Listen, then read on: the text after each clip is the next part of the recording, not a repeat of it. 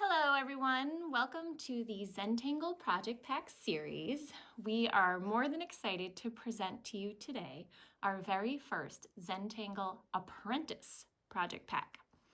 Zentangle Apprentice is a part of the Zentangle family that focuses on designing products and lessons for a younger audience. We believe that all of us have a child inside of us, which makes all of these lessons and videos great for anyone that wants to participate. We will be working with materials found in your Apprentice Project Pack envelopes, and these Project Pack envelopes are available from some certified Zentangle teachers and from Zentangle.com. If you don't have a Zentangle Apprentice Project Pack, please don't sweat it. We always encourage people to follow along with whatever materials that they can find around their home or maybe they can borrow. So grab some pens and some paper and whatever you have and join us for this very first Zentangle Apprentice lesson. All right. So I am sitting here with my very dear friend, Mazzy. Hi. And she's going to be helping me with this first lesson. And this lesson is all about sort of an introductory to the Zentangle method. So for those of you that have never tangled before, I think this is a great way to start. And for those of you that have tangled before, maybe you've done a lesson like this, maybe not. But I invite you to join us too because we're going to have fun doing some basic tangles and in a kind of interesting way, right? Mm-hmm. So here is our materials we're going to be working with today. And I love the materials in this pack because it's all kinds of fun stuff. But to get started, we are going to just start with some simple, basic black ink on white tiles. So you can empty out your project pack envelopes, but really what you need today is just a black pen, the graphite pencil, and then one of these tortillones. So what you need is any black pen, any graphite pencil, and if you have a blending stump, great. If you don't, you can just use your finger, right, Maz? Yep. All right. So make sure you have those materials for drawing, and then we are going to be using a Zentangle Apprentice tile, which is just a square piece of paper. It's a nice Bristol type paper, and it's about 4.5 inches square. So if you don't have any tiles, you could always just cut your own piece of paper from whatever you do have at home. Mm-hmm. Alrighty, so I'm going to begin here. Mazzy's going to be following along, and we're going to be kind of switching back and forth, showing you different tangles.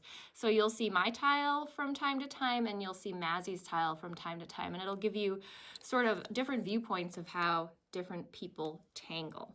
So I am going to start here with my graphite pencil, and I am going to start with, and actually, wait a minute, Mazzy, I just forgot. There is one important step in the Zentangle method before we put our dots down. Do you remember what it is? Gratitude and appreciation. Yeah. So a lot of times before we get started with our drawing, we just take a minute to ourselves and we take maybe a deep breath or two. And sometimes I just take a moment to myself and maybe close your eyes for a second. Maybe think of something you're grateful for. Perhaps grateful for the time you have. Maybe grateful for the pens and pencils you're using, or maybe the people you see today, or whatever it is you have, just the little things in life. And so sometimes just pausing at any time in your day to sort of soak in whatever it is you're doing is a nice practice to allow you to sort of kind of take hold of the moment a little bit. And so we like to do that at the beginning of our Zentangle practice too. And once we do that, we just kind of roll right into our drawing time. So that's the first step, is gratitude and appreciation. So now we're going to take our pencils and we're going to start off with the next step, which is very, very lightly, and I might do it a little darker so you can see it, putting 4 dots in the corners of your tile.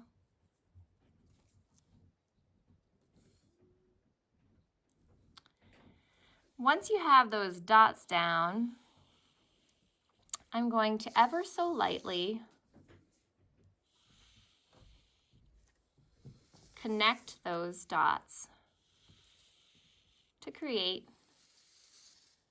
beautiful border. They don't have to be perfectly straight either, and in fact, sometimes a little character is kind of fun. Next step is something we call a string. Yeah, so a string is a line, a pencil line that we put on our tiles to divide it up into spaces so that we can put our tangles into those spaces. So the patterns we draw, we call tangles. And so what we're going to do today is we're going to draw a string that kind of looks like the letter Z, just stretching across the tile like so. And this just divides our tile into a couple of spaces. So here is my tile so far, and here's Mazzy's, and I'm going to show you. Mazzy's been tangling for a little while here, so she added a little bit of flair to her string, which is kind of fun. So I'm just showing you this so you know that like sometimes it doesn't have to be so perfect. In fact, you might just add something to it to make it a little different. I love that you did that, Maz. That's great. Mm-hmm. So a lot of times when we're starting off with Zentangle, there's some tangles that we always start with because they're just great beginner tangles, and they end up being tangles that you use all the time too because they just feel good. So what is one of those tangles we always start with? Crescent moon. Yeah, just like it just feels good. It's like an old pet or a family member. We love crescent moon. So we're going to take our black pens here, and I invite you to pick any one of your sections. You don't have to pick the same one as me. You can pick any one on your tile. And I'm just going to be working within one of these sections. And we're going to start off with some shapes that look something like this. They're kind of like these little half moon shapes. And I am going to draw them kind of dancing along the inside of this space, giving myself a little bit of room in between. Turning my tile as I work.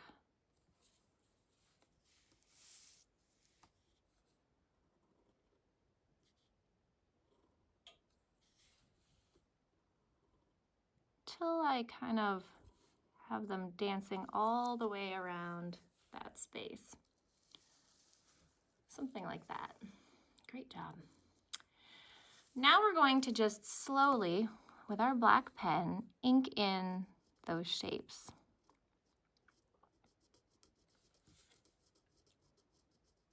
Just taking our time. And some people, maybe if you don't want to ink them all in just solid, maybe you have a different approach to how you want to do that, and that's fine too. Maybe you want to do every other one. Maybe that's an option. Once you kind of learn the rules for each tangle, then you can go ahead and sort of play around with them and modify them and change them and take it in different directions.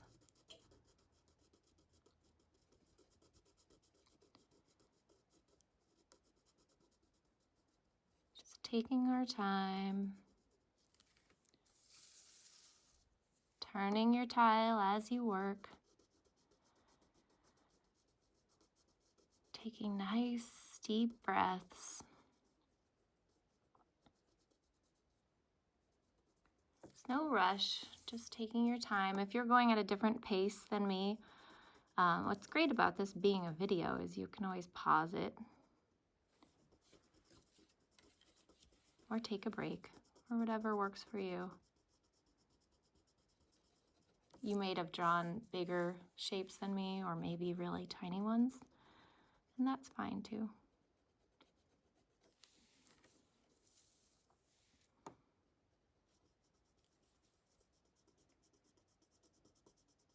How you doing over there, Maz? Good.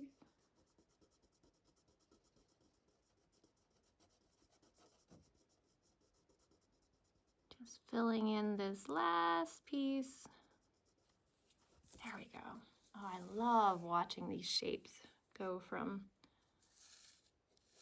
white to black.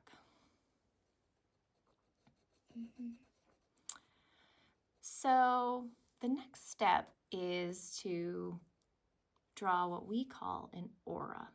And an aura has, it's just basically a line that sort of mimics a shape that we've already drawn. So an aura for crescent moon goes something like this. It's just simply a line that goes around that shape we already drew. So what I'm going to do is I'm going to draw an aura around each one of these shapes. Nice and slow. Just taking our time. I like to turn my tile as I go.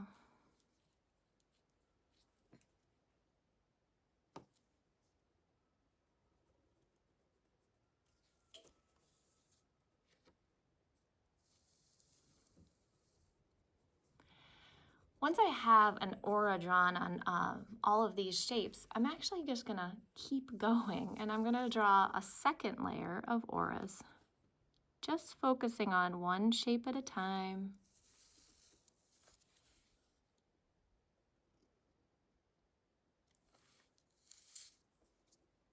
Turning my tile. And they don't have to be perfect, just kind of following that shape that that previous line had taken, and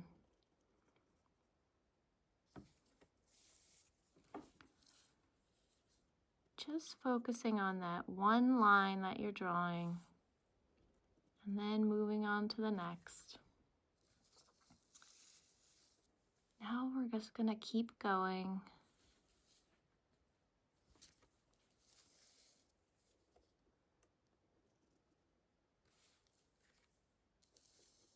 Nice and slow. Around. And once you get to having them like kind of closer together, you can either have your lines sort of bump up to one another, or maybe it's kind of fun to watch the lines sort of bounce around. So what's great about this tangle and Zentangle in general is there's not really a rule of having to do it one way or another, and sometimes just figuring out a way that works for you is totally fine. So chances are, when you see Mazzy's crescent moon, it's going to look a lot different than mine. But even though we kind of followed the same basic instructions, our interpretations were a little bit different.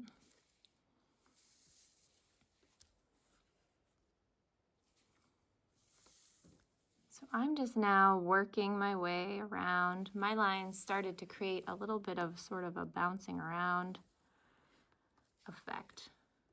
And I do this tangle a little different every time.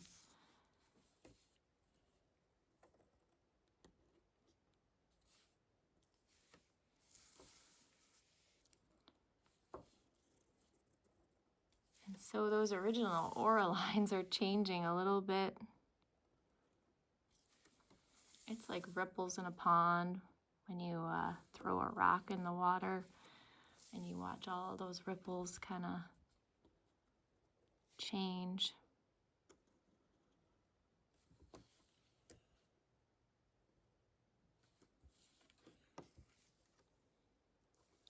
Wow, I didn't even stop. I'm going to kind of go back to these corners and maybe add a little bit here and there. Sometimes I like to ink in the center, but that's just a detail that you can decide later.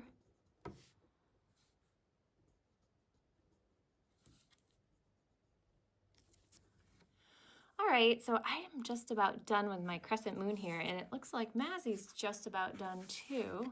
So here we have how Mazzy's came out and mine came out. And as you can see, they're totally different, but they're both so cool.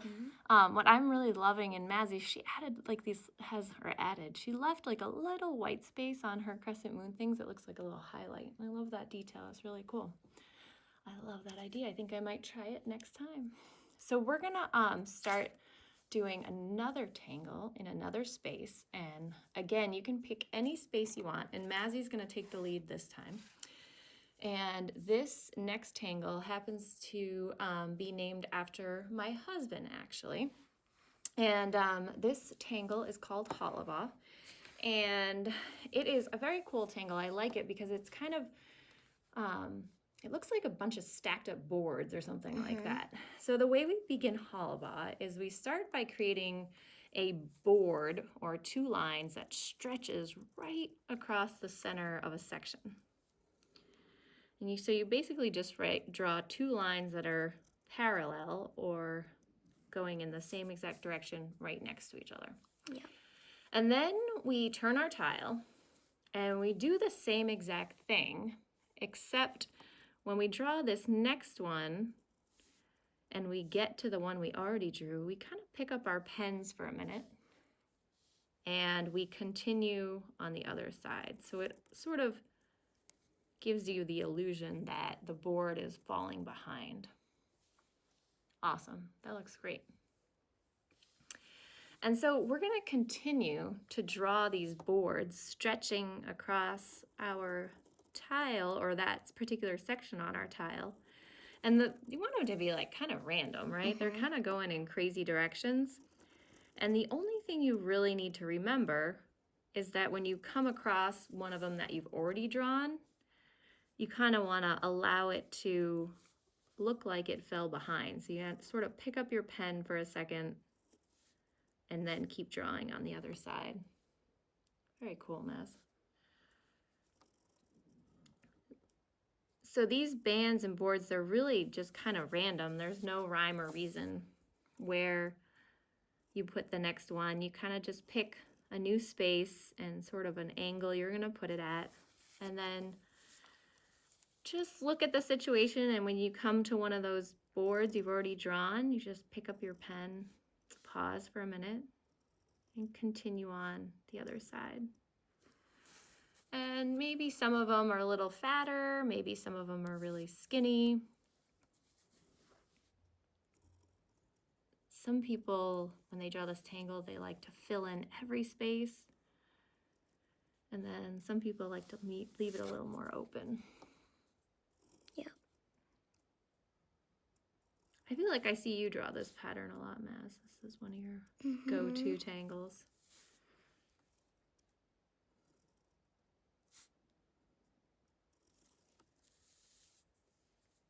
It kind of teaches a trick when you start to draw other things too, that you can create sort of an illusion of layers or depth, things falling one in front of the other.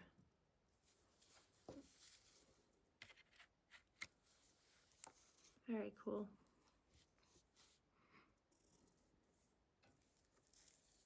Just kind of turning your tile each time. Maybe at some point in time you pause and look at your tile arm's length and be like, oh, maybe I'll put one here or there. Sometimes you need to look at things in a different perspective to see what's next. Very cool. What do you think, Maz? Yeah, some more? Yeah, I think so. But once you feel like you've done enough, you can stop.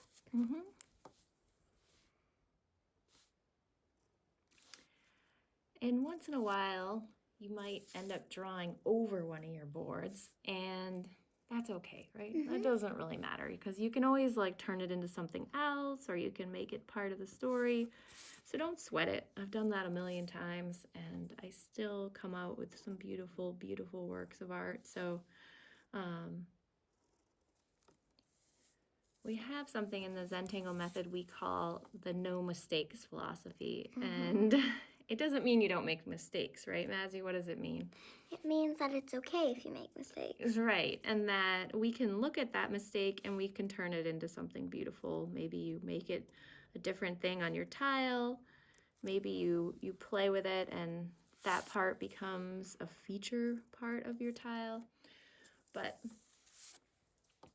it is a great tool to have in your pocket when you can look at something and be like, you know what, I can make this part of my story and part of my work. because we all have situations that come up in our lives, in our artwork, maybe in anything else, but to try to make it something good is a really, really useful tool. Oh, wow, you're getting a lot there. That looks awesome. Mm-hmm. I feel like with this tangle, you can sometimes totally zone out. Yep. Mine's kind of starting to look like a spider web. Right? Yeah, love that. What do you think? Are you good? Yep, I think I'm I done. love that. That's like my just zoning right in there. Mm-hmm. All right, so this is what mine looks like here. So we have our two hollabahs. You can kind of see them. Very cool. All right, we're about halfway done filling this tile. It looks actually, to be honest with you, it actually looks really cool just like this, but we are gonna fill the whole thing, but I'm like thinking like next time we could like shade this really cool and leave these spaces here, and that might be an option too, right? All right, so we're gonna show you our next tangle, which is called Bales. And Bales has always been one of my favorite tangles. I don't know why. I think maybe it just has this floral look to it or something, but I've always loved it. It's what we call a grid tangle. So grid tangles usually start with some sort of a grid. And then we fill in the spaces to create another layer or pattern. So when we're drawing grid tangles, we start off with a series of vertical lines. And I do encourage you to not make those lines too close together because we're going to be drawing sort of inside those spaces. So our lines are kind of equally distant, and you can always watch for a minute before you follow along if you want to kind of get an idea of what we're doing. So I have a bunch of lines going in one direction that are about kind of equally spaced, and then I draw them going in the other direction, spaced out the same way.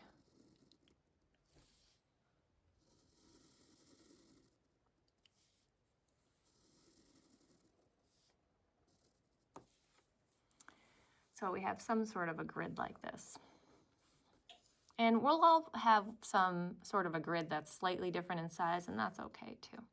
So the next step to bales is to create these lines on either side of these sort of sections. So you see where we have these points that sort of intersect?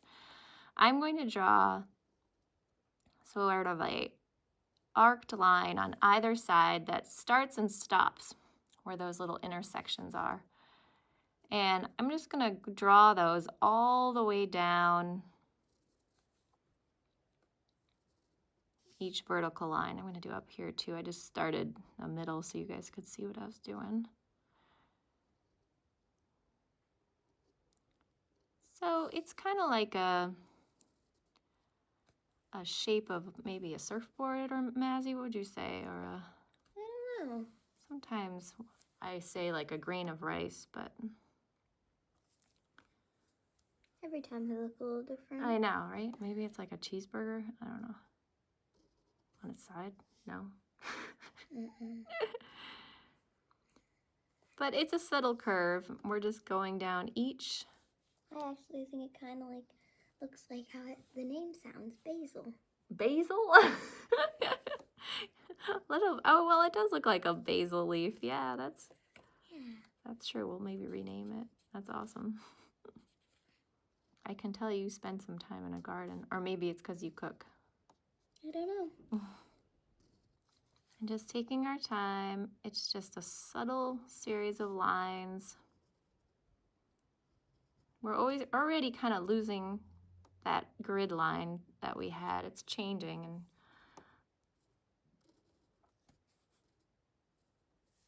so that actually looks kind of pretty just like that. And any of these patterns that we draw, you can actually just leave them at any point in time. If you like the way they look and you're like, oh, that's cool as is, totally just leave it, and we can play with it that way. I am going to add another step here. And this next step is actually the exact same as the other one we did, except we're going to do it going in the other direction.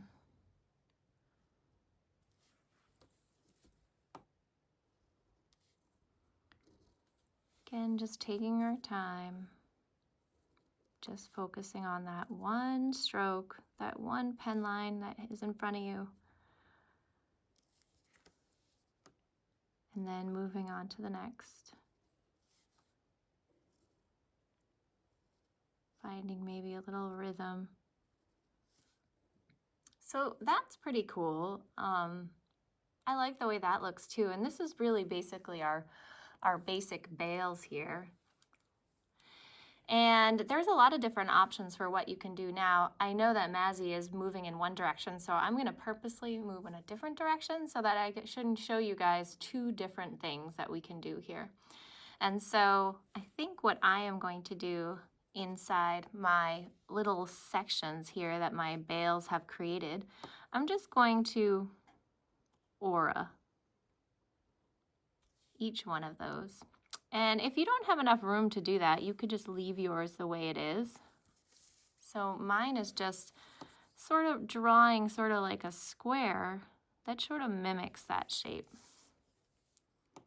Pretty simple lines, just kind of reacting to the shapes that are there.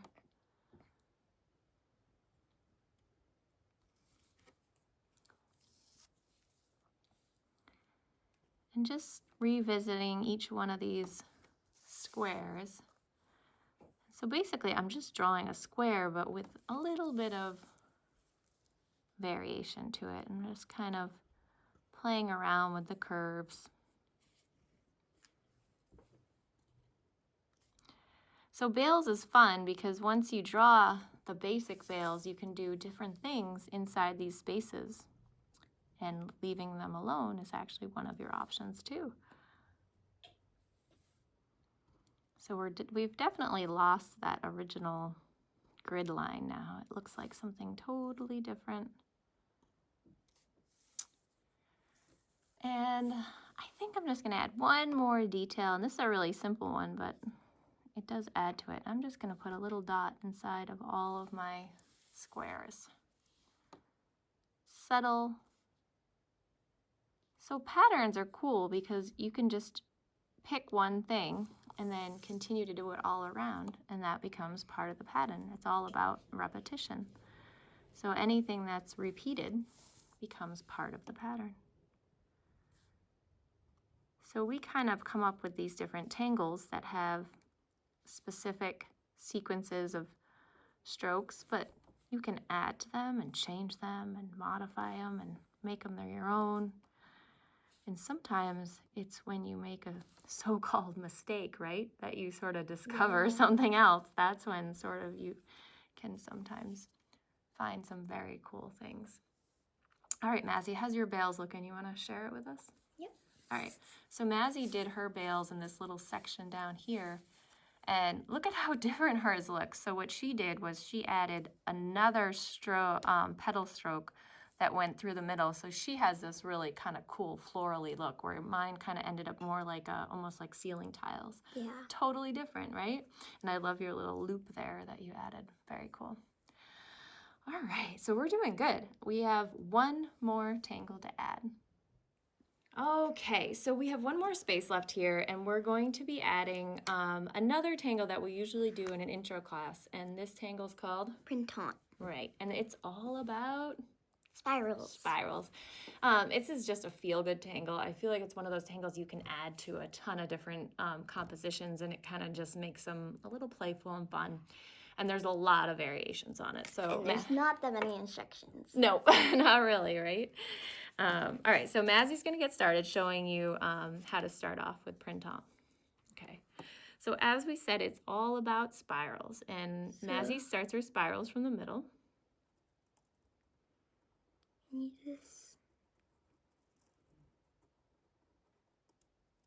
Nice and slow, with so much focus, and she's making a really big spiral. Beautiful. You can do these any sizes you want. Basically, you're going to start to sort of fill your space with these beautiful spirals.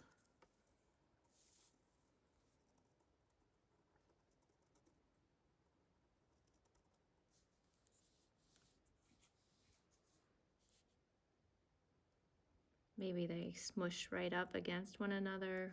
Maybe they sort of fall behind one another. Maybe they're spaced out a little bit. There's really no wrong way to do it. Just finding a rhythm on how to create texture with these beautiful spirals. When you start working a spiral from the center, you can kind of decide when you want to stop, how big you want to make it.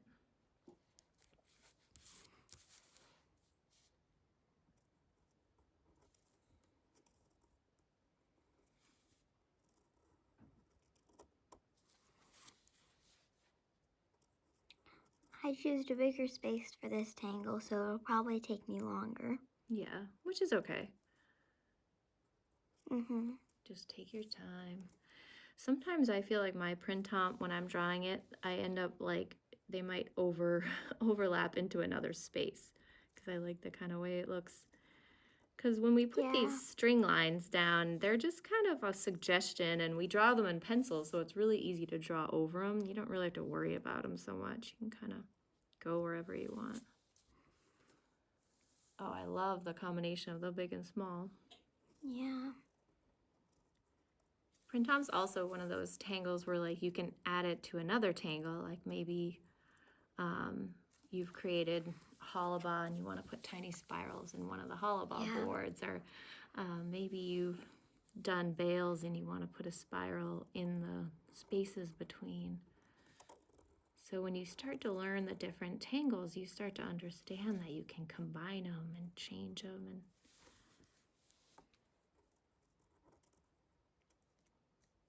kind of the possibilities is almost endless. Beautiful. These are coming out so nice. So even though sort of down the road you might decide to use all different colors and explore different ideas, sometimes just starting off with just a black pen on white paper is kind of nice. Just sort of lets you explore the patterns and has sort of a different look. Don't have to worry about which color to use next. Just play with the stroke of your pen. That looks great, Mazzy. Thank you. Yours looks wonderful too. Wow. So sometimes with printemps, there are options where you might go back in and maybe color in some of the spaces in between if you want. And that's just kind of an option. I sometimes do that. Those little nooks and crannies that appear with the circles smushing up into one another kind of adds a little contrast, but that's an option.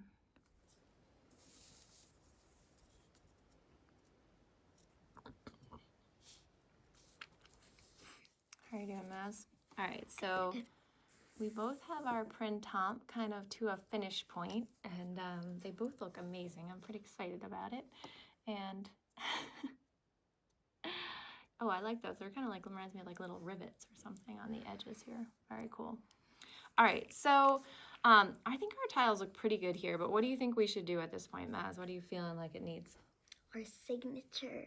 But before that, what do you think? Maybe a little shading. Yes, that's what I was thinking. But shading is totally optional, but I think sometimes it sort of brings our tiles alive a little bit. Okay, so I'm going to show you a few shading options here, and then maybe you can follow along. So with Crescent Moon, I'm going to take my graphite pencil here, and this is just one option for shading, and shading is one of those things where you can do it in so many different ways and get some really cool results. It might totally change your tangle. So when I shade, I kind of put my pencil on the side here and use almost like the edge of the graphite pencil, and you get kind of a, see how the line's a little softer? And I'm just gonna put some graphite right around the edges here. You don't wanna put too much down because you really don't want to color in the whole space, because then you just get all graphite. So we're going to be working on kind of just a little bit of graphite around the edges, And then we want to leave the center so it looks almost like a little highlight. And we'll show you that in a middle. So I'm first just putting down a little graphite around the edge here. And then I'm going to take my tortillon, which looks like this. And if you don't have a tortillon, you actually can just use your finger if you want, and that a lot of times works well too. But I'm just going to use my tortillon and I'm going to blend. Tortillon does blend pencil really nice. I'm just going to blend it a little bit. I don't want to go all the way into the middle because I want to leave this white here because it makes it have like this magical kind of highlight.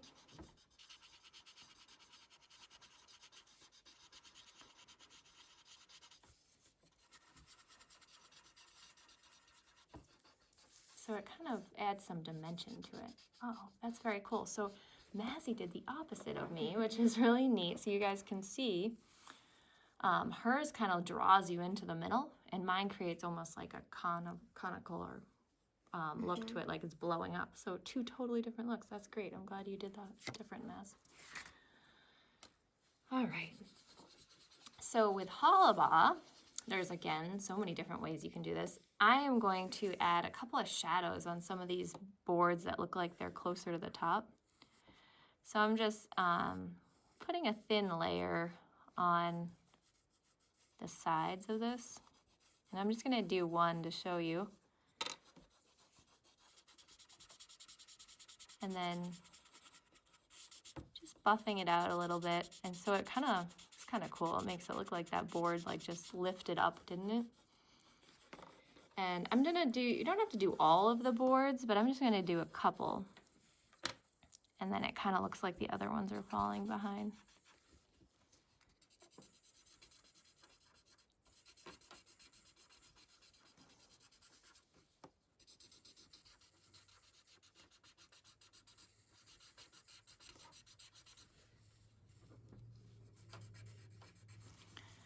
I love the shading process. I sometimes feel like sometimes I take more time shading than I do the tangling part because I enjoy how it sort of makes these patterns like come alive and look almost 3D to me. And it is fascinating how you can take the same pattern and depending on the way you shade it, it can look totally different.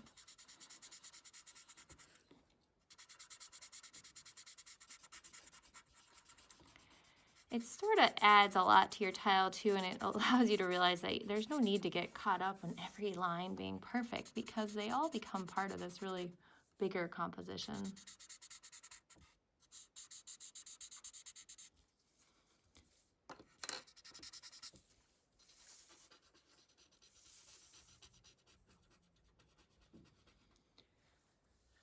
All right, so I have my crescent moon and my Hollabah done. Now I'm gonna shade my bales, and again, lots of different options here, but what I like to do with bales is I actually like to just put a bunch of graphite in right over these center, like where all these kind of lines come together. And right now it just looks like a ball of graphite, but in a second I'm gonna show you how I'm gonna blend it. And now I'm just gonna kind of blend it a little bit.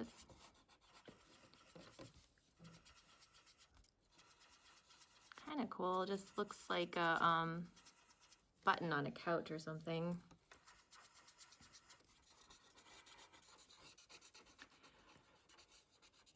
Alrighty. And now with Printemps, I'm going to kind of try to play with how they sort of look like they're layering a little bit. So some of these seem to be, you don't have to do all of them, but I'm kind of just playing around with the edges of some of them to look like maybe they're overlapping one another. Just a little bit here and there.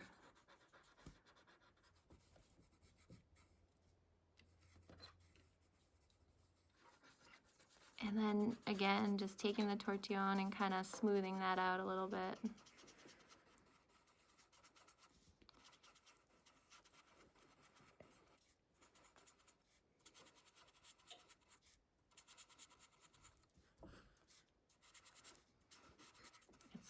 totally changes once you add all this Yep. shading. Sometimes they look like they're in front of each other and it's more of a side angle, and then sometimes it looks like it's from the top. Right, exactly. So, Maz, I know you've been working away at your shading. You want to put yours under the camera here and see what we got? Wowzers. Awesome. So these two tiles are both very different from one another, but like so cool how we were kind of doing the same thing together and we came up with two different things. And I really, really love the way these are coming out. So as Mazzy said, we were about to do our last step, which is we're ready for. What are we putting on these tiles now? Our signature. Right, so usually in Zentangle what we do on the front of our tile is we just put our initials. So find like a corner or a spot somewhere on your tile that we can put some sort of mark that kind of represents you, but maybe not your full name. A lot of times it's your initials. We both kind of have a special way we like to do that. Maz, how do you do yours? Gonna show everybody. That's kind of cool. And then on the back, you can write your names and dates, and we'll do that. We can do that later, Maz. But for now, I think we'll just finish off with these two tiles under the camera. And I just want to say thank you for joining me today. You're welcome. I really appreciate it. I actually love to tangle with you. It's one of my favorite things. So this was fun. This was a great first class for everybody, and I look forward to having you all tangle along with us for about 7 more classes. So you guys all are going to be tangling away for a little while. Thanks so much for joining us. We'll see you soon. Bye.